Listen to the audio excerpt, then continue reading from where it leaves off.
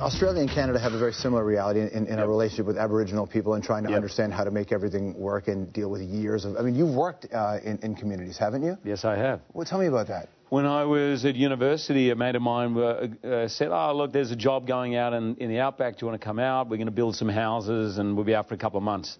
And I was nursing a broken heart at the time. So, oh, yeah, let's go. And so I went out there, and day after day, week after week, there's a magical effect that the landscape has and that the people, the Aboriginal people, have. And I was very sheltered. I didn't realise it, but I really had not been outside of Sydney much.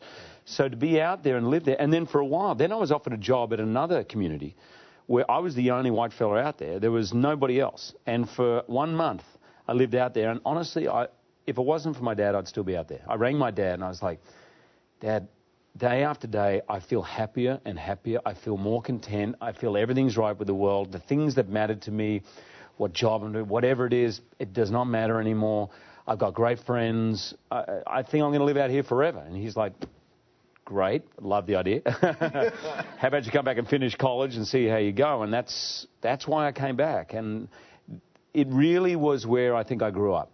It's when I first started to contemplate who I was. I wasn't just reacting to things that happened in life. I was like, okay, who am I? What do I want to do in this world? What do I want to say? But you also start to get a sense of what happens politically and how our governments have crushed First Nations people for many years. Did it anger you in that way? Absolutely, it angered me.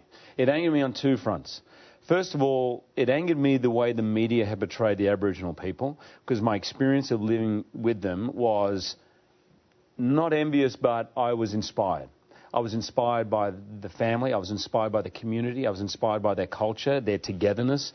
I had only seen images of problems, you know, whether it was drinking, whether it was poverty, whether it was health issues. That's all I knew about the Aboriginal people. Yeah. And I wanted to go back and say, hang on a sec, forget those images. You need to go out there and we need to learn from the Aboriginal people. That, and also I went to a school where I had no idea about the stolen generation. I didn't even know that happened. So I'm not that old. I mean, I left school 20, 25 years ago. How can you go through an entire education without learning what really happened? And that's what angered me.